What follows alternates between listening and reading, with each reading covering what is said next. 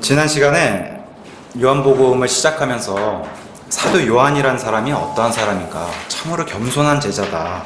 자기의 이름을, 이 사도 요한이라는 사람은 요한복음에 자신의 이름을 드러내지 않고 기록한 이 책으로 우리에게 알려주고 있고, 마지막 사도이면서 예수님을 목격한 목격자입니다. 그 다음에 예수님과 더불어 3년 반 동안 동고동락한 그러한 자로서 성경을 마무리하는 그러한 자로 요한이 성경을 통해서 우리에게 알려주고 있습니다. 마태, 마가, 누가와 같이 이런 공관복음이라고 불리는 이런 복음서와 달리 이 주제가 사람에게 초점 맞춰진 게 아니라 요한복음은 곧 이분이 예수님이 하나님이시다, 이러한 주제로 우리에게 초점을 맞춘 책으로 알려주고 있습니다. 아버지를 많이 드러낸 책이라고 제가 지난 시간에 말씀드렸어요. 그 정도로 하나님 아버지와 그분의 아들을 많이 드러낸 책, 또한 믿음을 통해 구원을 받는다는 이런 명확한 교리가 들어있는 책, 또 영생을 주실 수 있는 분이 예수님이시다, 이러한 책이라고 제가 지난 시간에 설명을 드렸습니다. WORD, 이 대문자 월드라고 하는 단어, 이 단어이신 분이 영원전, 이 땅도 없고 우주도 없는, 또 하늘에 있는 천사와 천상의 존재들도 없던 그 영원전부터 계셨고, 그걸 이제 처음이라고 얘기했어요. 영원전부터 계셨고, 이분이 하나님이셨고 모든 것을 창조하셨다. 뚜렷한 세 인격체가 있습니다. 우리가 믿는 하나님은 아버지와 아들과 성령님, 뚜렷한 세 인격체로서 이 세 분을 우리는 세 분이라 안 하고 한 하나님이라고 부른다. 이게 삼위일체에 우리가 믿는 교리입니다. 우리나라 말은 참 더 자세하게 더 잘 설명해 주고 있는 것 같아요. 하나이신 분을 고유명사로 만들어서 하나님이라고 부르는 거예요, 우리나라 말로는. 근데 이 뚜렷한 세 인격체의 이 한 하나님, 그 중에 제2위격 되시는 예수님께서 우리의 창조의 주인 되시다, 이거를 명확하게 밝히고 시작하는 것이 요한복음입니다. 말씀 자체이신 분이 말씀을 선포하시고 생명의 빛 자체이신 분이 우리에게 빛을 주셨다. 근데 여기에 반응한 자들이 있고 반응하지 못한 자들이 있다. 이걸 이제 지난 시간에 한번 같이 살펴봤습니다. 오늘은 그 제목을 예수님이 가져오신 은혜와 진리가 복음이다, 이러한 제목으로 같이 말씀을 나눠보겠습니다. 먼저 복음이라고 한 단어는 영어로 가스펠 이렇게 되어 있습니다.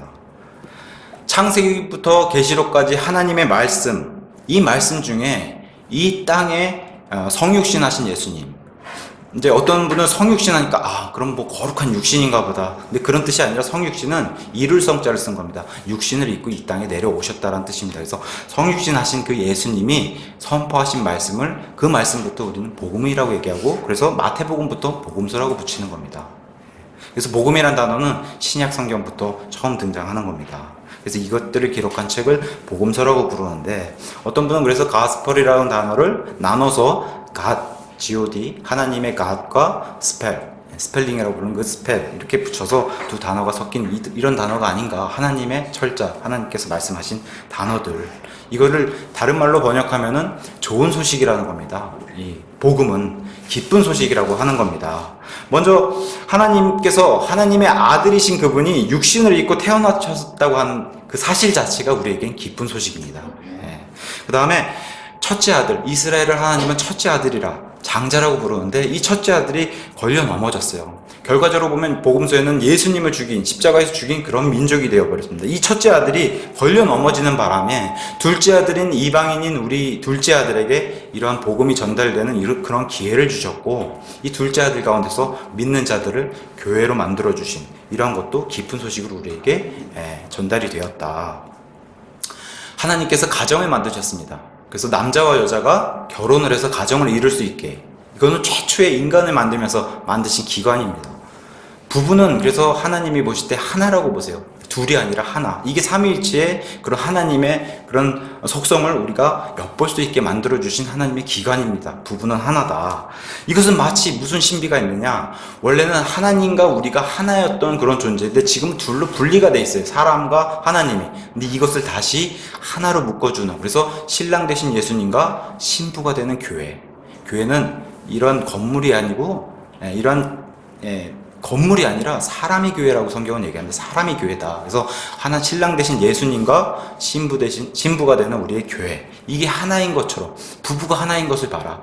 너희가 예수님과 이 교회가 하나인 것, 이 교리가 하나님의 섭리를 우리에게 알려주시려고 이렇게 성경도 우리에게 알려주고 있습니다. 우리도 부부가 무촌이라고 얘기하는 겁니다. 무촌, 촌수가 없다. 그게 하나라는 뜻으로. 예. 자, 그 다음에 이 기쁜 소식, 또 다른 기쁜 소식, 믿음을 통해 은혜로 얻는 구원이 바로 기쁜 소식입니다. 우리가 믿는 믿음을 통해 은혜로 얻는 구원.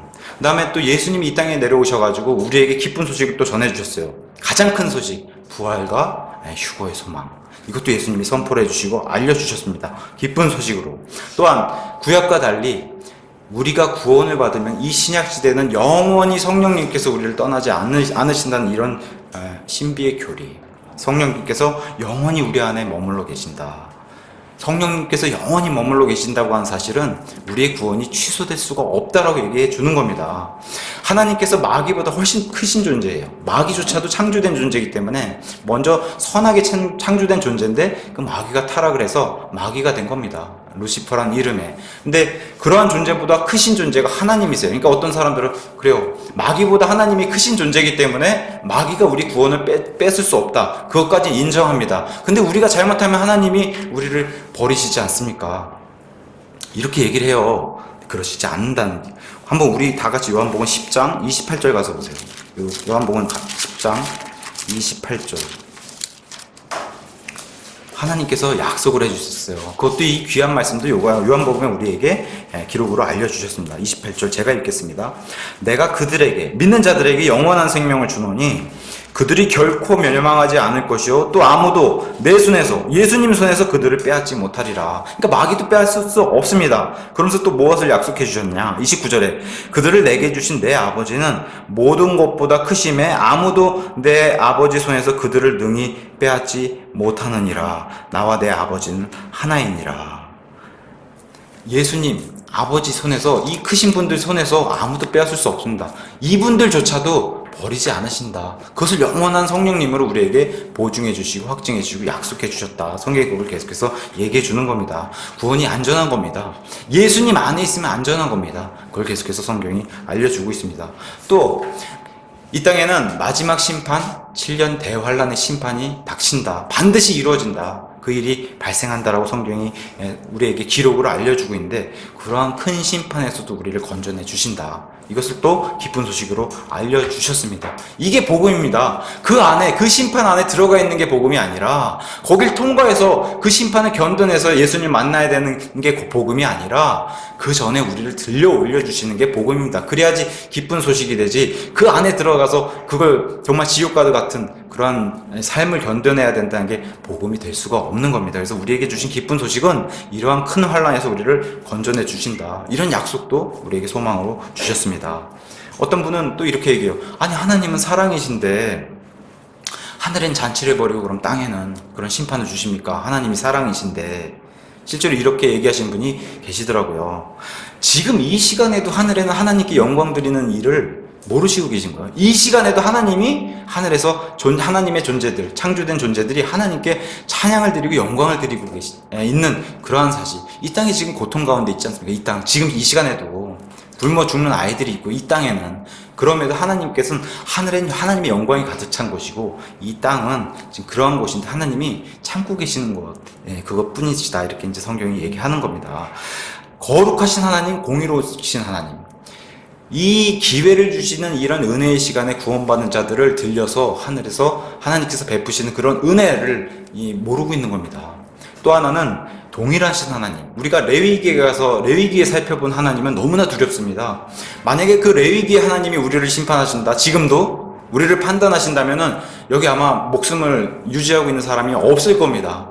그 동일한 하나님께서 복음서에 등장한 동일한 하나님이시고 앞으로 영원 후까지 존재하시는 분이 동일한 하나님이세요, 다. 그래서 히브리서 13장 8절에서는 이렇게 얘기해요. 우리 예수님께서는 어제도 오늘도 영원토록 동일하시다. 다 동일하신 분입니다. 레위기의 예수님도, 복음서의 예수님도, 이런 계시록의 예수님도 동일하신 분이세요.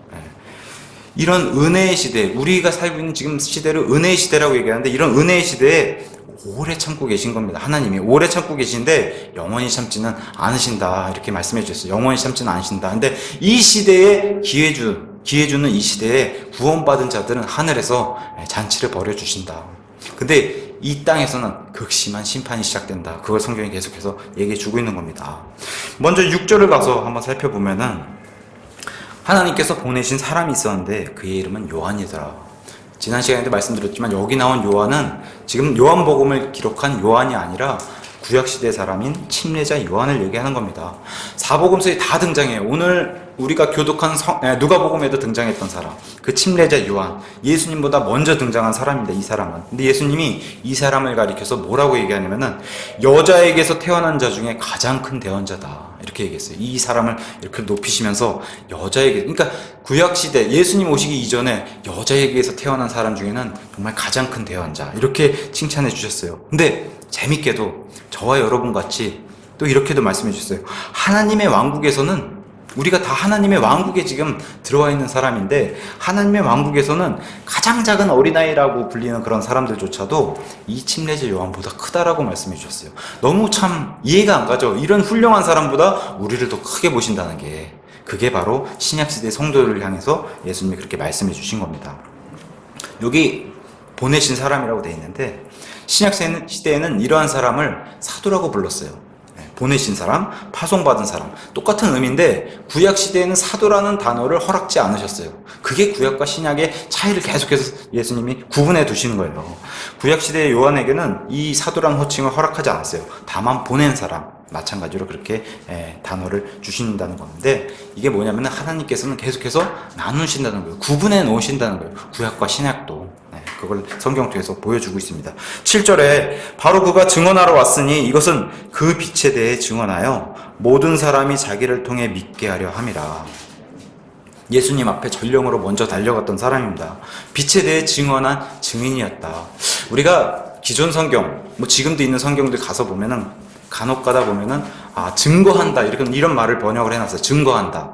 이거는 맞춤법으로 틀린 말입니다. 증거한다. 증거를 보여주다, 아니면 증거가 되다, 이런 말은 쓸 수 있지만 증거하다, 이거는 틀린 말이에요. 맞춤법. 우리가 믿는 그리스도인이면은 세상 사람들한테도 올바른 맞춤법을 알려줄 수 있어야 됩니다. 증인이 됐으면 말을 뱉어서 증언하는 겁니다. 그래서 우리 성경은 증언하다 번역을 해놓은 거예요. 이게 옳은 말입니다. 옳은 표현이고. 그래서 말로 해서 증언한 이런 사람이 있었는데, 이 사람이 바로 침례자 요한이었다. 왕보다 앞서 왕의 이런 오는 소식을 알려주는 것을 전령이라고 얘기하는데, 그런 메신저 역할, 메시지를 들고서 메신저 역할을 했다. 그래서 오늘 누가복음에 읽었던 교독도 마찬가지지만 광야에 외치는 자의 소리가 있었다. 그 소리가 있을 것이다라고 이사야서는 예언을 했고, 복음서에서는 그걸 성취했어요. 그 사람이 바로 이 침례자 요한이었다. 광야에 외치는 자의 소리. 이 사람을 소개를 안 해요. 구약 성경에서는. 그냥 광야에서 이스라엘 향해서 외치는 소리였다. 이 사람은 철저하게 감추고 예수님만 높이는 이런 것을 성경이 보여주고 있는데, 그런 사람이 침례자 요한이었다. 낙타의 털 옷을 입고 허리에 가죽띠를 띠고 메뚜기와 들꿀을 먹으면서 하나님의 말씀만 선포하는 이 사람. 어떤 분은 이렇게 얘기하니까 아이고 원시인 같은 모습 아니냐, 그런 모습 아닙니다. 침례자 요한은 자기가 갖출 수 있는 하나님 앞에 정결한 옷차림을 하고서 탐심을 부리지 않은 사람이었다, 그렇게 성경이 알려주는 겁니다. 욕심을 부리지 않고 하나님의 말씀만 전하는 사람이다. 특히 이 시대에 많은 목회자들이, 말씀 선포한 사람들이 가장 본받아야 할 모범적인 사람으로 꼽는 그런 인물이 바로 침례자 요한입니다. 하나님의 영광만 드러내고 예수님만 드러냈던 그런 사람. 그래서 이 사람은 죄들의 사면을 얻게 하는, 너희가 지금 구원을 받지 못하고 너희가 지금 어둠 가운데 갇혀있는 이런 이스라엘을 향해서 소리를 쳤어요. 외쳤어요. 그들의 잠자고 있는 것을 깨우려고. 그러면서 그래서 광야에 외치는 자의 소리다, 이렇게 얘기하는 거고, 너희 죄들의 사면을 얻어라 하면서 지금까지 구약에서 전혀 볼 수 없었던 그런 침례, 너희가 구원을 받고 죄들의 회개를 통해서 구원을 받고 물침례를 받아라 하는 이런 선포로 외친 자가 침례자 요한이었다. 이런 일이 발생하니까 무슨 일이 벌어졌냐, 이스라엘이 발칵 뒤집혀지는 이런 일이 벌어졌다고 우리 성경을 통해서 우리에게 알려주고 있는 겁니다. 하나님의 의를 선포한 사람입니다. 침례자 요한은. 심지어 하나님의 의를 선포하니까 이스라엘 왕도 벌벌 떨었다, 이렇게 성경이 기록해주고 있어요.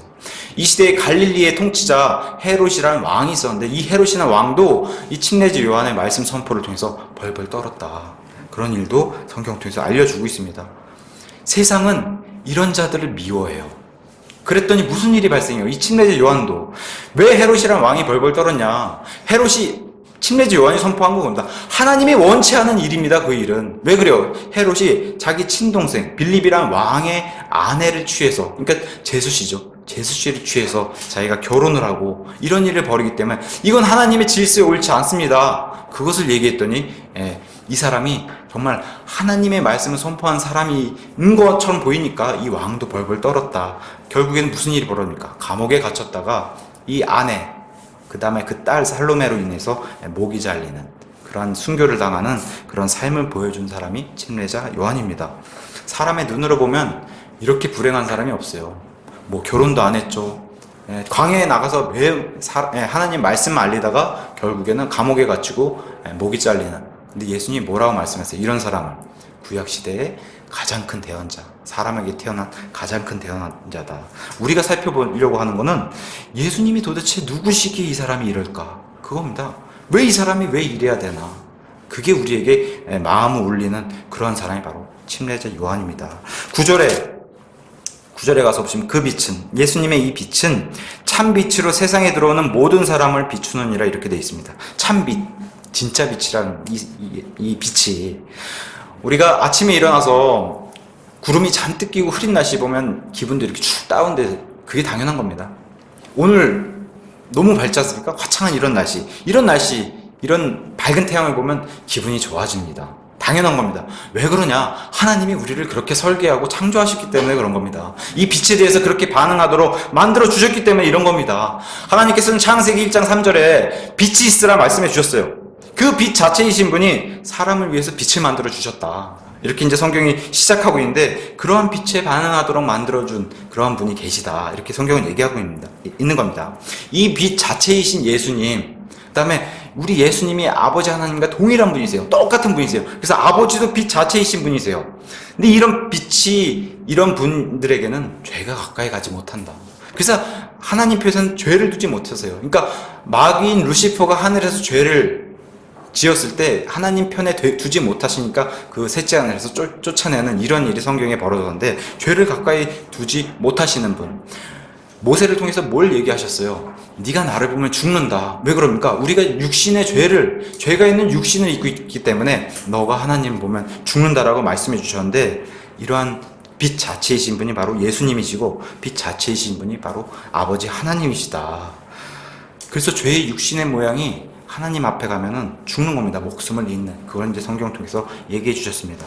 우리가 장차 부활이 되거나 휴거가 돼서 받는 몸은 그런 몸이 아니란 겁니다. 지금 같은 몸이 죄가 완전히 100% 사라지는 그런 몸을 우리에게 주신다. 그랬을 때 우리가 결국 영원히 사는 새 예루살렘 같은 곳에서는 하나님을 영원히 볼 수 있다. 거긴 빛이 찬란한 곳이다. 그래서 성경은 이렇게 새 예루살렘에 대해서 이렇게 증언하고 있는데, 제가 읽어드리겠습니다. 계시록 21장 23절에 가서 보시면은 그 도시는, 이 새 예루살렘, 우리가 사는 영원한 도시입니다. 해와 달이 안에서 빛을 비출 필요가 없었으니 이는 하나님 아버지의 영광이 그 도시를 밝혀주었고, 어린 양, 하나님의 아들 예수님, 어린 양께서 그 도시의 광채이기 때문이다. 반복해서 25절도 거기에는 밤이 없을 터이므로 낮에 그 도시의 문들이 결코 닫히지 않는 그런 도시가 바로 새 예루살렘이고, 22장 5절에도 동일하게 계속해서 반복해서 말씀해주고 계세요. 거기에는 밤이 없겠고 등잔불이나 햇빛이 그들에게 필요 없으니 이는 주 하나님께서 우리들에게 빛을 주시기 때문이라. 그들이 영원 무궁토록 통치할 수 있도록 하나님께서 이렇게 은혜를 베풀어 주신데, 이러한 곳에 이러한 빛 자체이신 분이 바로 예수님이시고 하나님이시다. 우리에게 그걸 알려주고 있는 겁니다. 또한 이 빛은 사도 요한이 기록한 것처럼 참빛이다. 영어는 true light로 해요. true light. 참빛, 진짜 빛이다. 이렇게 얘기하고 있습니다. 우리에게는 참과 진실과 거짓을 분별해 주는 것을 알려주신 그런 빛이다. 이렇게 성경이 또 얘기해 줄 수 있습니다. 무엇이 옳고 그른지를 알려주는 그런 빛이다. 2000년 전에 예수님이 이 땅에 오셨는데, 2000년 전에 예수님이 오시고 나서는 더 밝게 모든 사람을 비추고 있다. 이렇게 성경이 증언해 주고 있고, 여기엔 한 사람도 예외가 없다. 누군가 물어요. 이슬람 국가에서 태어난 그런 사람은 어떡합니까? 그런 사람들조차에게도 예수님이 알려져 있다. 그렇게 성경이 증언하고 있는 겁니다. 근데 반대로 대한민국 같은 데서 태어난 사람들은 너무 많이 들어요. 이 복음의 빛을. 그러면 하나님이 공평하신 분이기 때문에 이슬람에서 태어나서 복음을 비교적 상대적으로 많이 못 들은 사람보다 대한민국에 태어나서 복음을 받아들이지 않은 죄, 그럼 더 큰 정죄가 있다. 하나님이 그걸 심판한, 이게 하나님이 공평하신 분입니다. 그래서 멸망한 소돔 땅보다, 소돔 도시보다 예수님이 사랑한 자기의 도시 가버나움이 훨씬 더 큰 죄를 받을 것이다. 예수님이 말씀해 주셨는데, 복음, 또 우리나라는 교회가 많지 않습니까? 이런 나라에 태어난 게 굉장히 복인데, 이런 나라에 태어나서조차도 하나님 예수님을 받아들이지 않은 죄는 더 큰 죄로 부르신다. 그게 공평하신 하나님이십니다. 어느 주석가는 이렇게 얘기했어요. 성도들이 하나님의 빛을 받은 양이 많으면 많다고 자기가 느껴지면은 그 사람은 많은 열매를 맺을 수 있다. 하나님의 빛을 받은, 나는 뭐 하나님의 은혜가 크지 않아, 이렇게 여기는 사람은 그 열매가 적을 수밖에 없다라고 얘기하는 거예요. 근데 사도 바울과 같이 자기가 받은 은혜가 너무 크다, 이런 사람은 많은 열매를 맺을 수 있다, 이렇게 성경이 증언을 하고 있는 겁니다. 어두운데 빛을 비추면은 어둠이 견디지 못하고 물러갑니다. 밝아지잖아요, 빛을 비추면. 그게 정상이에요. 근데 5절에 가서 보시면 어둠에 있는 사람들이 이것을 깨닫지 못했다라고 성경이 증언해주고 있는 겁니다. 그러면서 8절에 그는, 이 침례제 요한은 그 빛이 아니요 그 빛에 대해 증언하도록 보내어진 자다, 이렇게 성경이 얘기하고 있습니다. 이 침례제 요한은 그 빛이 아니다. 침례제 요한은 아까도 말씀드렸다시피 하나님의 영광을 위해서 산 사람입니다. 우리 역시 예수님께서 우리에게 고린도전서 10장 31절에 동일하게 너희가 먹든지 뭐 마시든지 무엇을 하든지 일을 하든지 공부를 하든지 하나님의 영광을 위해서 하라, 이렇게 명령해 주셨는데, 바로 이렇게 행동했던 사람이 침례제 요한이었는데, 이 사람은 그 빛이 아니라 그 빛에 대해서 증언하도록 보내어진 자다. 왜 이런 말이 나올까요? 왜? 이 사람은 이스라엘을 뒤집어 놓은 사람입니다. 하나님의 말씀으로. 침례제 요한이 말씀을 선포한 이후로 이 침례제 요한을 따르는 많은 제자들이 생겨났어요. 그것을 요한의 제자라고 성경은 얘기하고 있는데, 많은 제자들이 이 침례제 요한을 따르기 시작했습니다. 요한을 통해서 선포된 하나님의 말씀을 통해서 구원받은 이스라엘 사람들이 굉장히 많아졌어요. 이런 일이 발생을 했고, 요한의 영향력이 이스라엘에 엄청나게 퍼져나가 이런 일이 발생을 했습니다. 그래서 실로 사도 바울이 나중에 이로부터 한 30년이 지난 그러한 시대에 사도행전 그 선교 여행을 다닐 때, 이렇게 지금의 터키 지역 에베소라는 그 도시에 갔을 때 이 요한의 제자들을 만났습니다. 그래서 그 일이 일어났어요. 제가 읽어드릴게요. 사도행전 19장 1절에 아볼로가 고린도에 있는 동안 바울이 위 지방들을 두루 다니고 에베소에 이르러 어떤 제자들, 이 제자들이 바로 요한의 제자입니다. 그들에게 이르되 너희가 믿은 이래로 성령님을 받은 적이 있느냐 하니, 그들이 그에게 이르되 우리는 성령님이 계신다는 말도 들은 적이 없노라. 그러면 너희가 무슨 침례를 받았느냐 하니까 우리는 요한의 침례를 받았다, 이렇게 얘기를 해요. 여전히 구약에 갇혀서 사는 이런 사람들인데, 이런 사람들을 다시 재침례를 주는 이러한 사건이 벌어지는데, 얼마나 영향력이 큰지 이 이스라엘에 있던 요한의 침례, 요한의 제자들이 전 세계로 퍼져나가고 있는 이런 것도 성경이 그려주고 있는데, 이러한 것을 통해서 요한이 이 정도로 영향력이 엄청난 사람이었다, 이걸 성경이 보여주고 있어요. 요한이 이런 일을 원했을까요? 자기를 추앙하고 이런 일, 요한은 원치 않았을 겁니다. 근데 사람들이 요한을 자꾸 이렇게 높인다는 거예요. 사람들이. 그렇게 연약한 존재가 바로 사람이라는 겁니다. 자꾸 올리는. 그래서 요한은 원치 않았지만 사람들이 요한을 이렇게 높이는 자꾸 그런 일이 생겼다. 그랬더니 요한복음 3장 26절에도 이렇게 얘기를 해요. 요한의 제자들이 질투하는 일이 등장해요. 그들이 요한에게 나와 이르되 랍비요, 이게 선생님이라는 소리입니다. 랍비요, 선생님과 함께 요르단 건너편에 계시던 분, 바로 예수님을 가리켜서 하는 말인데, 그 선생님이 증언하신 분, 그 예수님, 바로 그분께서 침례를 주기 시작하니까 사람들이 다 글로 몰려갑니다. 선생님께 와야 되는 거 아닙니까? 사실 요한의 제자들이 그렇게 얘기하고 있는 거예요. 굉장히 질투를 보이는 이런 모습도 성경을 통해서 보여주고 있습니다. 요한은 자기가 확실히 얘기해요. 사람들이 따르고 이스라엘 사람들이 구원을 받고 하니까 저 사람이 그럼 우리가 기다리던 그 메시아구나. 메시아를 번역하면, 이 메시아는 히브리 말인데 번역하면, 그리스 말로 번역하면 그리스도입니다. 저 사람이 그리스도구나.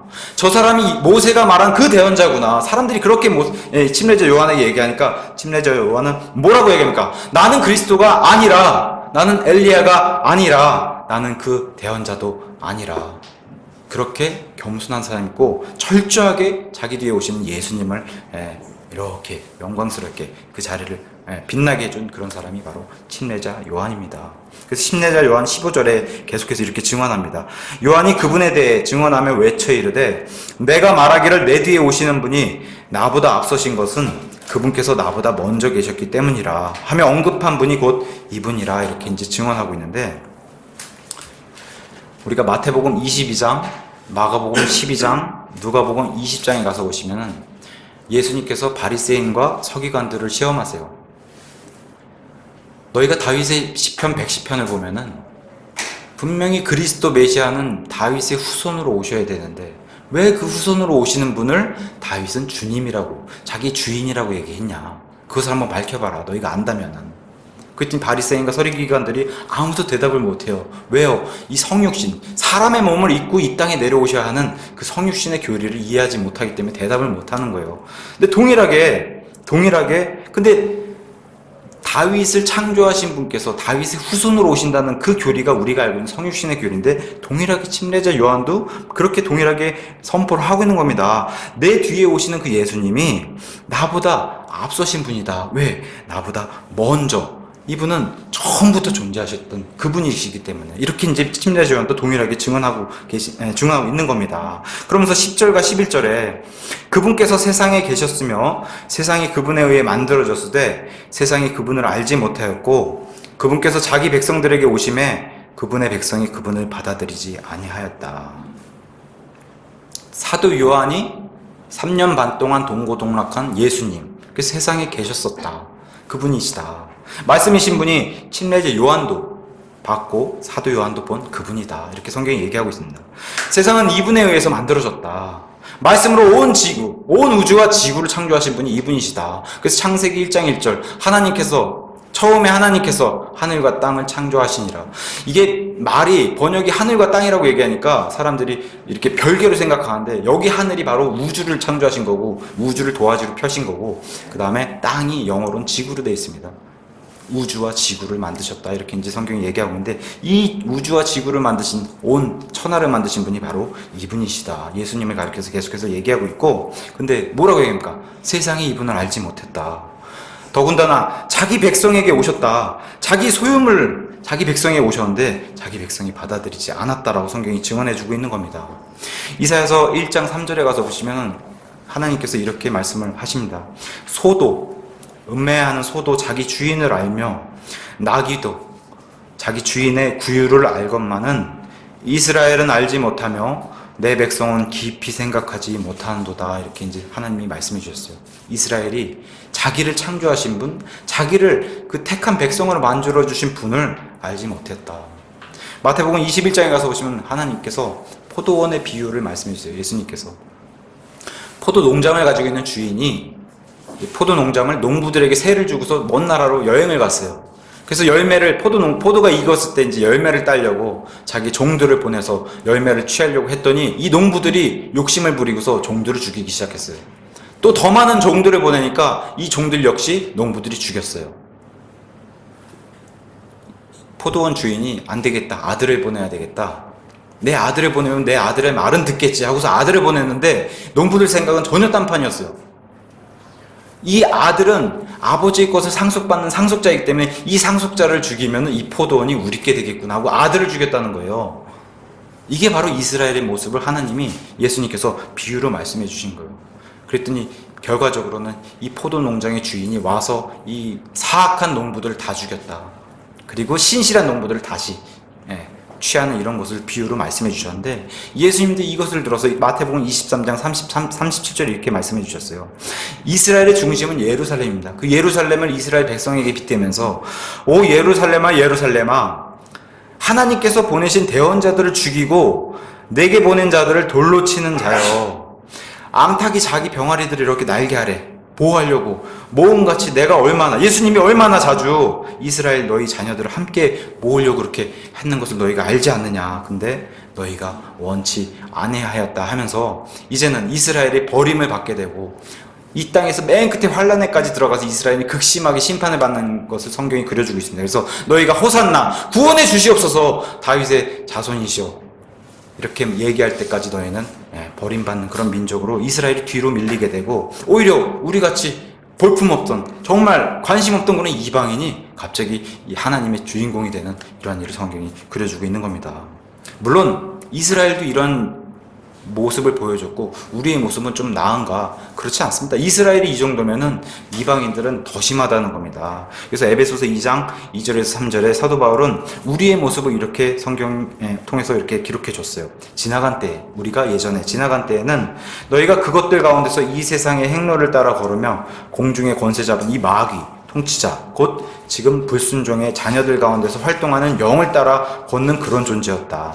지나간 때에는 우리도 다 그들 가운데서 우리 육신의 욕심 안에서 생활하며 육신과 생각의 욕망을 이루어 다른 사람들과 같이 원래는 진노의 자녀들이었다.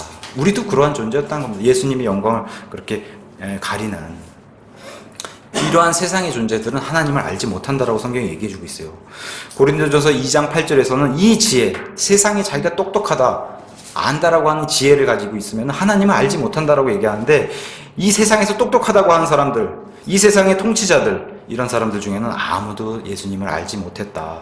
만일 그들이 그것을 알았더라면 영광의 주님을 십자가에 못 박지 않았을 것인데 결국에는 못 박았다는 겁니다. 모른다는 겁니다. 이 하나님의 지혜를 깨닫지 못했다. 오늘 우리가 성경 교독을 했어요. 누가복음 3장 1절부터. 거기에 뭐라고 나와 있냐? 이 예수님 당시 통치자 로마의 카이사르, 영어로는 시저, 이 카이사르 티베리우스라고 하는 황제가 다스릴 때에 예수님이 죽었다. 티베리우스가 예수님을 알았더라면, 그런 지혜를 얻었더라면 예수님을 죽이지 않았을 것이다. 이렇게 성경이 증언하고 있는 겁니다. 유대 땅에는 헤롯이라는 왕이 다스리고 있었는데, 특히 갈릴리 지방, 이 왕이 예수님을 알았더라면, 구원받았더라면 예수님을 죽이지 않았을 것이다. 이렇게 얘기하는 겁니다. 근데 이 세상의 통치자들은 예수님을 알지 못했다. 이렇게 성경이 계속해서 얘기하고 있는 겁니다. 근데 그러나 12절에 가서 그러나 그분을 받아들인 자들, 곧 그분의 이름을 믿는 자들에게는 다 하나님의 아들이 되는 권능을 그분께서 주셨다. 이거는 반전입니다. 반전. 영어로는 지금 우리 성경에는 11절 끝에 아니하였으나 이렇게 되어 있지만 12절에 벗이 들어갑니다. 그러나 지금까지 이렇게 받아들이지 않고 자신의 백성도 자기를 거부했지만 하나님을 받아들인 자들이 있다. 그분의 이름을 믿는 자들이 있다. 먼저 여기에 속하게 해주신 하나님께 감사드립니다. 네. 자, 선택받은 사람들이 아니에요. 이 사람들은 하나님이 빛을 주셨어요. 이 빛에 반응해서 나오는 사람들을 하나님이 구원해 주신다. 그걸 얘기해주고 있는 겁니다. 어떤 사람들이 예정론, 하나님께서 구원받게끔 정해놓은 사람들이 있다. 그렇게 성경은 얘기하지 않습니다. 여기 뭐라고 합니까? 받아들인 자들, 그분의 이름을 믿는 자들, 자기가 믿는 겁니다. 자기가 받아들이고 이렇게 빛으로 나온 사람들, 하나님이 반응해서 나온 사람들을 건져주신다. 여기 보면 이름을 믿는다라고 성경이 되어 있는데, 이것의 뜻은 히브리식 표현으로서 예수님의 그 전 인격체, 그 전 인격체를 믿는 그분이 나의 구원자시다. 이렇게 고백할 수 있는 자, 이것을 성경이 얘기하는 겁니다. 우리가 기도드릴 때 마지막에 예수님의 이름으로 기도를 드립니다. 그분의 예수님 자체를 걸고서 우리가 기도를 드린다. 이렇게 우리가 이해하시면 좋을 것 같습니다. 예를 들어 뭐 제 이름, 저 이성준은, 나는 뭐 어떤 사람이, 나는 이성준을 신뢰해. 그러면 저 자체를 신뢰하는 겁니다. 네, 저 자체를, 제 뭐 몸뚱이 요것만 떼서 신뢰하는 게 아니라 그렇게 이제 우리가 이 이름을 믿는 것을 그렇게 이제 이해하면 좋을 것 같습니다. 이 십자가에서 나를 흘리신 그 피, 예수님께서 우리를 위해서 흘리셨을 피, 그 피가 내 죄들이 깨끗하게 용서받을 수 있다는 그 믿음. 우리가 예수님 믿는 게 그분의 전인격체, 이름을 믿는다는 뜻이 바로 이런 뜻입니다. 그러면서 하나님의 아들이 되는 권능을 주셨다. 영어로는 파워를 주셨다. 이렇게 돼 있어요. 기존의 성경이나 다른 성경 가서 보시면 특권, 권세 이렇게 돼 있어요. 영어로는 right로 돼 있어요. right, 오른쪽 옳다는 right. 근데 하나님이 이런 권리를 우리에게 주신 게 아니에요. 권능을 주셨다. 우리 킹제임스 성경이, 제가 킹제임스 성경을 사랑하는 이유가 바로 이런 거예요. 권리를 주셨다면 우리가 요구할 수 있어야 돼요. 내가 받아야 되는 거니까 권리란 게 그런 의미 아닙니까? 근데 권능을 주셨다. 그래서 이 권능을 주신 것에 대해서 사도행전 1장 8절에서는 이렇게 하나님이 이 권능에 대해서 설명해 주고 있어요. 성경 자체가. 오직 성령님께서 너희에게 임하신 뒤에 너희가 권능을 받는다. 그러니까 하나님이 우리의 하나님의 아들이 되는 이 파워를 주신다는 것은 성령님 하나님을 주신다. 이거 우리가 받는 겁니다. 우리가 원해서 요구할 수 있는 게 아니라 이러한 의미도 들어있는 겁니다. 받을 자격이 없는데 주시는 거예요. 이것은 하나님의 파워를. 그래서 우리가 이렇게 하나님의 권능을 받는, 이러한 특권을 부여해 주시는 것, 이것을 성경은 하나님의 아들이라고 이렇게 불러주신다. 근데 주의할 게 있어요. 우리가 하나님의 특별하신 아들이 있고 우리가 거기에 더해지는 양자라는 사실을 우리가 주의해야 됩니다. 하나님의 특별하신 아들, 이것은 불변해요. 예수 그리스도만이 하나님의 특별한 아들이시다. 그래서 우리 성경은 독생자라고 스스로 존재할 수 있는 아들이라고 이렇게 붙이는 거고, 우리는 여기에 더해지는 양자다. 그래서 독생자와 양자를 구분해야 됩니다. 우리가 아들이 된다. 왜냐하면 이게 성경이 영어 성경 가서 보시면 이것들을 다 변개해 놨거든요. 그냥 유일한 아들, 거기에 우리도 동일한 아들로 그렇게 만드는 것으로 우리는 예수님과 동일하게 될 수가 없습니다. 그러니까 하나님의 이분 하나님이시니까 이분은 특별하신 독생자시고 여기에 우리는 양자 삼아 주신다. 이걸 철저하게 우리도 구별해야 되고, 또 다른 성경 가서 보시면 너희가 하나님의 자녀들이 된다 이렇게 성경이 돼 있어요. 자녀들이 된다라고 하는 의미하고 아들이 된다라고 하는 의미는 완전 다른 의미입니다. 성경이 우리에게 알려주는 것은 아들이 된다. 이스라엘의 관점에서 봤을 때는 아버지의 것을 다 상속받는 게 아들입니다. 이스라엘 사람들은 자기 지파나 아니면 다른 지파랑 결혼을 해도 아들들에게 상속물들을 다 배분하게 돼 있기 때문에 딸이 다른 아들에게 결혼을 해서 그 아들이 받은 상속물을 같이 나누게 이렇게 돼 있습니다. 그러니까 아들이라는 의미는 상속물을 받는다는 거예요. 상속을 받는다. 그런 의미로 여기다가 집어넣는 겁니다. 여기 자매님들도 계시지만 자매님들도 하나님께서 하나님의 아들이라고 불러주신 거예요. 상속을 받기 때문에. 우리가 부활하는 날에는 장가가고 시집가지 않습니다. 우리 몸이 이미 그런 몸으로 변화되기 때문에. 그러한 의미에서 하나님이 상속을 주신다는, 다 아들이 된다라고 하는 의미를 성경이 부여해 준 건데 여기를 마치 그냥 하나님의 가족이 된 의미로 변개시키는 그런 성경들이 있다는 겁니다. 그래서 저는 이 킹제임스 성경을 사랑할 수밖에 없습니다. 하나님의 아들이 되는 그 상속을 주신다는 그런 약속을 주시는 말씀이기 때문에. 그래서 베드로는 이것을 하나님의 신성한 그런 하나님의 본성에 참여한 자가 된다 너희가, 장차 그렇게 베드로도 설명해 주고 있습니다. 13절에 가서 보시면은 이들은 혈통으로나 육신의 뜻으로나 사람의 뜻으로 나지 아니하고 오직 하나님에게서 태어난 자들이다. 사람의 혈통이 아니다라고 얘기해요. 예수님은 성령님으로 인해서 마리아가 수태되었다. 곧 사도 바울도 20장 28절에서 얘기하는 것처럼 예수님은 인간의 모양으로는 오셨지만 하나님의 피를 가지고 오셨다. 사람의 피를 가지고 오셨으면은 사람의 피는 더럽습니다. 죄가 있기 때문에 우리를 구원해 줄 수 없다. 근데 하나님의 피만이 우리를 구원해 줄 수 있다. 하나님의 피만이. 그렇게 성경이 얘기하는 겁니다. 자, 이분은 육신의 뜻으로 오신 분이 아니다. 인간은 연약해서 육신의 뜻으로는 다 능히 하지 못했어요. 구약시대에 이스라엘 사람들도 이 율법을 하나님이 부여해 주셨는데 그 율법을 육신이 해지 못했다 이렇게 성경이 얘기하는데 하나님이신 아들은 하셨다. 그래서 그 인간의 연약함을 보시고 이 율법을 완성하시려고 예수님이 오셨다 이렇게 성경이 기록해주고 있고, 빌립보서 2장 8절도 사람의 모양으로 이렇게 이 땅에서 나타나셔가지고 자기를 낮추시고 죽기까지 순종하시고 곧 십자가의 죽음까지 순종하셨다. 성경이 그렇게 얘기하고 있는 겁니다. 이분은 히브리서 4장 15절에서 말씀하시는 것처럼 죄가 없으신 분입니다. 베드로전서 2장 22절에서 말씀하신 것처럼 그분은 죄를 짓지 않으셨다. 고린도서 5장 21절의 말씀처럼 죄를 알지 못해요. 하나님은 죄를 알지 못해요. 죄를 지을 수도 없는 분이신데 죄를 알지 못한 그분이 우리를 위해서 죄가 되셨다. 이렇게 성경은 계속해서 증언해주고 있는 겁니다. 이분은 사람의 뜻이 아니라 하나님의 뜻으로 오신 분이시다. 그래서 하나님께서는 하나님으로부터 다시 태어난 자들이 있어야 된다. 하나님으로부터 다시 태어난 자들, 이렇게 성경이 계속해서 설명해 주고 있는데 아마 세상 사람들이 가장 많이 아는 성경 구절이 요한복음 3장 16절일 겁니다. 하나님께서 세상을 사랑하사 자신의 독생자를 주셨으니 누구든지 환영한다는 겁니다. 누구든지 그를 믿으면 멸망하지 않고 영존한 생명을 얻게 하려 하심이라 이렇게 말씀해 주셨는데, 누구든지 환영하신다는 겁니다. 이 빛의 반응에서 나오는 사람들을, 그 사람들을 하나님은 하나님으로부터 다시 태어난 자들이다. 성경이 이렇게 증언해 주고 있는 겁니다. 이것을 하나님을 알지 못하는 자, 이러한 자들이 어둠으로 들어가고, 하나님을 아는 자들은 이렇게 해서 빛의 반응에서 하나님께 나올 수밖에 없다. 그래서 예수님도 요한복음 10장 제가 읽어드리겠습니다. 10장 14절 15절에서 이렇게 증언하세요. 하나님을 아는 것이 중요하다 하면서 10장 14절에서 이렇게 얘기합니다. 나는 선한 목자다. 예수님이 자기를 가리켜서 선한 목자다. 나는 내 양들을 안다. 예수님이 아신다는 겁니다. 근데 내 양들도 나를 안다. 그래서 구원받은 사람은 하나님을 알 수밖에 없다. 이렇게 성경이 증언해주고 있는 겁니다. 안다는 것이 이렇게 중요하다. 알지 못한 자들은 어둠으로 들어갈 수밖에 없다. 어떤 목사님이 참 멋있는 말을 했어요. 다 엄마 뱃속에서 한 번씩 다 태어나는 사람은 다 태어나지 않습니까? 근데 한 번 태어난 사람은 2번 죽는다는 겁니다. 성경에 계속 그걸 얘기합니다. 한 번 태어난 사람은 육신이 한 번 죽고 영과 혼에 영원한 지옥불로 들어가는 2번 죽는 게 있다. 이게 무서운 거라고 성경은 계속해서 경고를 주고 있는 겁니다.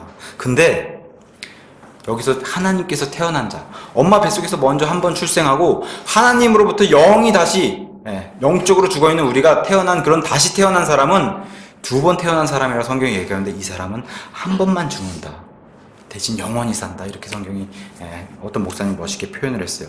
그러면서 14절에 말씀이 육신이 되어 우리 가운데 거하심에 우리가 그분의 영광을 보니 아버지의 독생하신 분의 영광이요 은혜와 진리가 충만하더라. 자, 요 괄호를 한번 건너뛰고 말씀이 육신이 되어 우리 가운데 거하심에 은혜와 진리가 충만하신 분이신데 그것에 대한 설명을 괄호에다 놓고 우리가 그분 예수님의 영광을 보니 사도 요한이 봤어요. 보니 아버지의 독생하신 분,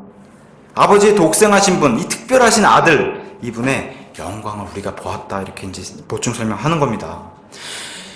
구약의 이스라엘 사람들은 200만이 넘는 인구가 텐트를 치면서 광야에서 살았어요. 지금 이집트 옆에 있는 그 광야에서 200만이 넘는 인구가 광야에서 텐트를 치면서 살았는데 그 텐트, 자기의 무리 한가운데 뭐가 있었냐면 하나님의 거룩한 집이라고 하는 성막이 있었습니다. 그 성막이 항상 중심에 놓고 이동할 때도 중심에 놓고 이동하고 하는 그런 생활을 했었는데 지금 여기 말씀이 육신이 되어서 우리 가운데 거하셨다. 영어로는 드웰로 되어 있고 이 영어의 원래 뜻이 태버나클이라고 하는 장막이입니다. 그러니까 예수님이 이 이스라엘 자기 소유물에게 오시면서 백성 한가운데 자기의 장막을 펴신 그 동일한 그 예수님이 동일하게 펴셨는데 구약의 성막에서는 하나님이 계시다는 사실을 이스라엘이 너무나 잘 알았는데 지금 이 예수님이 이 땅에 오셨을 때는 자기 백성이 그걸 알지 못했다. 그 성막의 주인이신 분이 예수님이신데 그 실체가 오셨는데 예수님을 알지 못했다. 이렇게 이제 사도 요한이 증언을 하고 있는 겁니다. 그러면서 18절에 아무도 어느 때나 하나님을 보지 못하였으되 아버지 품속에 계신 독생자께서 그분을 밝히 드러내셨느니라. 독생자이신 이 아들 하나님만이, 그러니까 아무도 어느 때 사람이라면 볼 수 없었다는 겁니다. 하나님을 볼 수 없었는데 하나님을 보신 분, 하나님을 잘 아시는 분, 가장 잘 아시는 분이 아들 하나님이세요. 그분이 이 땅에서 아버지를 드러내셨다. 육신을 입고 오셔서 본인 스스로 하나님을 드러내셨고 본인을 통해서 아버지가 이런 분이시다. 밝히 드러내 보이신 분이 바로 이 예수님이시다. 표현이 너무 멋있어요. 품속에 계신 독생자. 굉장히 긴밀한 아버지와 이 아들 하나님의 관계가 굉장히 긴밀한 관계로 이렇게 성경이 표현해 주고 있는 겁니다. 굉장히 긴밀한 관계로. 제가 아까도 말씀드렸다시피 부부는 무천인데 성경에 가서 보시면 이 표현이 원래 부부 사이에 쓰는 표현이에요. 그 정도로 부부 사이는 무천, 관계가 하나잖아요, 부부가. 그걸 계속해서 얘기해 주는 거예요. 아버지와 아들이 하나인 품속에 계신 독생자가 아버지를 드러냈다. 특별 관계를 계속 얘기해 주고 있으면서 이분이 은혜와 진리가 충만하신 분. 그렇게 얘기하면서 16절에 그래서 동일하게 이렇게 계속해서 얘기하는 겁니다. 우리가 다 그분의 충만하심에서 받았음에 은혜를 대체하는 은혜니 이는 율법은 모세를 통해 주셨을 때 은혜와 진리는 예수 그리스도를 통해 왔기 때문이라. 은혜와 진리 계속해서 반복해서 얘기하면서 은혜와 진리가 충만하신 분이 바로 이 예수님이시다. 드디어 사도 요한이 처음부터 쭉 얘기하면서 빛과 말씀이신, 근데 이분이 육신을 입고 오신 이분, 이 거하시는 분을 정식으로 소개해요. 그분이 누구시냐? 17절에 예수 그리스도다. 이분을 정식으로 소개하는 겁니다. 계속 빛이시오, 생명의 말씀이시오 이렇게 설명하다가 이분이 예수 그리스도시다. 16절에 초반에 뭐라고 얘기합니까? 우리가 다 사도 요한도 여기 들어가는 겁니다. 우리가 다 그분의 충만하심에서 다 받았다. 여기에 저와 여러분도 들어가 있는 겁니다. 우리가 다 사도 요한을 포함해서 구원받은 우리를 표현하고 있으면서 은혜를 대체하는 은혜가 왔다. 은혜를 대체하는 은혜. 요한의 이름의 뜻이 여호와는 은혜로우시다. 그런 뜻이에요. 여호와의 뜻이. 침례제 요한, 사도 요한 동일한 이름을 갖고 있는데 여호와는 은혜시다. 은혜시다. 그 은혜가 오셨다. 이렇게 해서 계속해서 증언하고 있는 겁니다. 근데 어떤 분이 오해할 수 있어요. 자칫 그럼 구약의 것은 안 좋은 것인가? 오해할 수 있는데 그렇지는 않습니다. 그렇다고 해서 구약의 것, 하나님이 주신 율법, 이게 형편없거나 무시당할 것은 아닙니다. 이 율법 또한 하나님이 동일하게 주신 거고 100% 완전한 것이고, 이 율법에 대해서는 우리에게 우리의 길을 알려주는 훈육 선생이요, 우리에게 거울이 되는 존재요, 우리가 죄인이란 사실을 알려주는 좋은 것입니다. 근데 이게 구약시대에 이스라엘이 이 율법을 받고 나니까 이 율법을 악용하는 자들, 그러한 거짓 선생들과 종교 지도자들이 생겨나서 이 율법이 오히려 참 좋은 것인데 율법을 통해서 이 사람을 꽉 묶어서 꼼짝도 못하게 만드는 이러한 악행들이 벌어지니까 예수님이 이것을 불쌍히 여기시고 율법을 완전하게 하시려고 내려오셨다. 그렇게 이제 성경이 증언해주고 있는 겁니다. 더 중요한 것은 모세를 통해서, 사람을 통해서 주신 율법, 근데 이거랑 비교가 안 되게 그 율법을 수여하신 분이 직접 주러 오셨다. 제가 이거를 곰곰이 생각하다가 이게 뭐랑 비교가 될까 하다가, 만약에 삼성전자의 이재용 회장이 저에게 자기 비서를 지켜서 100만 원이 넘는 갤럭시 폰을 저에게 전달해주면 너무 고마울 것 같아요. 고맙죠, 공짜로 주면. 근데 이것을 제가 스마트폰이 새로 나왔으니까 참 귀한 겁니다, 몇 개 안 만든 거니까 제가 이걸 직접 주러 오겠습니다 하면 더 좋지 않겠습니까? 그죠? 이지용 회장한테 이걸 직접 받는다고 하면 바로 이런 의미가 좀 비슷하게 이렇게 다가가지 않을까. 모세를 사람을 통해서 준 게 아니라 직접 하나님이 주신다. 이제는 거치지 않고, 그게 신약시대의 의미예요. 사람을 통해서 주는 거에 이 구약시대의 의미라고 한다면, 이제는 직접, 우리가 그래서 기도도 직접 드리는 거예요. 제사장을 통하지 않고. 이게 신약시대의 의미로 직접 주러 오신다. 너무 큰 은혜. 구약도 은혜였지만 그 은혜를 대체하는 그런 은혜가 왔다. 이렇게 이제 성경이 우리에게 얘기를 해주는 겁니다.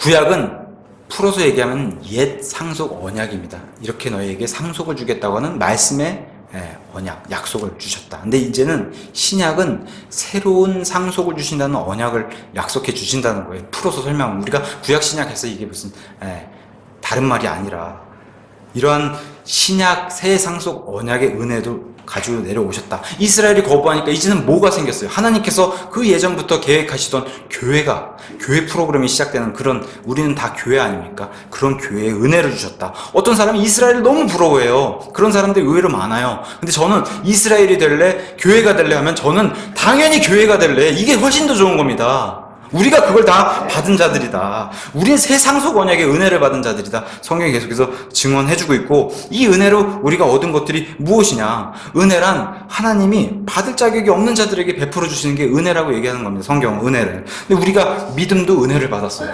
구원도 은혜를 받는 겁니다. 하나님께서 우리를 가지시려고 물으셨어요. 자기를 내어주시고. 구속도 은혜로 되는 거예요. 우리에게 주신 영적 선물들도 다 은혜로 되는 겁니다. 심지어 교회에게 명령하신, 너희가 복음을 전달해야 된다, 그런 사명이 너희에게 있다. 이러한 사명조차도 은혜로 주셨다. 또한 은혜만 주시러 오신 게 아니라 진리도 가져오신 분이 예수님이시다. 진리. 이 진리가 비틀어져 있었던 게 이스라엘 이 당시 시대적인 배경이었는데, 그 진리를 바로잡기 위해서 그게 예수님이 가져오신 진리여야만 한다. 그래서 예수님이 아주 중요하신 말씀, 귀한 말씀, 요한복음 8장 32절에 진리가 너희를 자유롭게 하리라. 이 귀한 말씀도 요한복음에 주셨어요. 진리가 예수님이 가져오신 진리여야만 우리가 자유롭게 되고, 그 진리여야만 옳은 것이다. 이렇게 성경이, 요한복음이 참 귀한 말씀들을 우리에게 베풀어 주시는 겁니다. 말씀을 정리하면서 결론을 드리겠습니다. 예수님이 가져오신 은혜와 진리, 이것을 짧게 말해 우리가 복음이라고 얘기합니다. 복음. 이 복음을 받아들이면은 영원 무궁토록 하나님과 함께 살면서 영원한 것을 우리가 받는다. 제가 요새 듣는 찬양이 있습니다. 우리 이 땅에 살면서 얼마나 괴로운 삶이 우리를 올가맵니까? 특히나 이런 질병, 죄. 근데 예수님과 함께 영원한 그런 삶이 우리에게 장차 펼쳐질 텐데, 그 세상에 오면은 밤이 없는 세상이다. 어두운 게 없는 겁니다. 하나님 앞에서는 고통이 없다. 눈물이 없다. 우리가 이 땅에서 기뻐도 눈물 흘리지만 대부분의 눈물이 슬프고 고통스럽기 때문에 이 땅에서 눈물을 흘리는데, 그러한 눈물이 없다. 우리가 장차 오는 그 세상에서는 절대 다시 울지 않는다. 그런 세상이 우리에게 온다. 이걸 계속해서 복음을 통해 예수님이 이 땅에 선포를 해주셨습니다. 근데 자신을 만든 그런 창조주이신 하나님을 알지 못했다, 세상이. 그래서 하나님께서 육신을 입고 오셔서 알려주셔야 된다라는 그런 사명을 가지고 내려오셨는데 자기 백성 이스라엘조차도 알지 못했다. 그걸 오늘 성경 본문에서 계속 얘기하는 겁니다. 참으로 진실로 예수님께서는 은혜와 진리를 갖고 오셨습니다. 이 땅에 누구든지 이 빛을 만드신 이 빛 자체이신 분, 이분의 빛에 반응하는 자는 또 이 반응하는 자를 그분의 이름을 믿는 자들이라고 성경은 얘기했어요. 이들에게는 하나님의 아들이 되는 권능을 주신다. 이러한 것을 허락하신 그런 사실에 다시 한번 감사를 드리면서 이 예수님께서 사람의 몸을 입고 오셔야 하는 이유, 바로 십자가의 그런 형벌을 당해야 된다. 반드시 예수님이 반드시 십자가에서 고난을 당하셔야 된다. 근데 이 십자가의 고난, 우리 인간의 눈으로 채찍과 가시의 관과 박힌 못이 두려워서 예수님이 이것을 떠신 게 아니다. 성경 계속 증언하고 계십니다.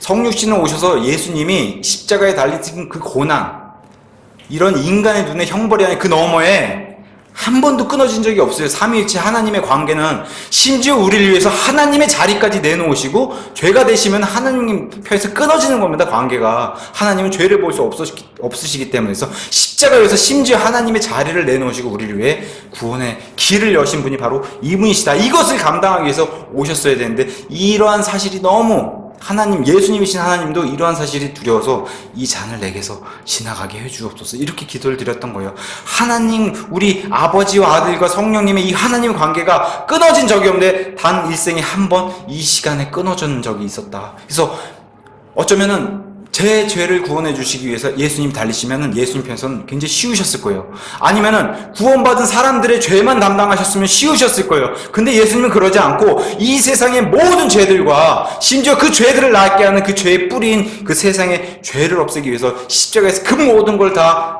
예수님이 떠안으시고 지옥의 이 모든 사람들의 죄가 담당해야 하는 그 형벌을 받아야 하는 지옥의 그 형벌까지도 십자가 위에서 당하셨던 분이 바로 예수님이시다. 내가 목이 마르다.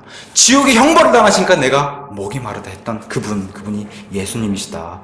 내 죄를 볼 수 없는 아버지께서 아들을 이렇게 내어주셨어요. 자신도 흔쾌히 하나님 관계가 끊어지면서까지 우리를 위해서 죄가 되셨어요.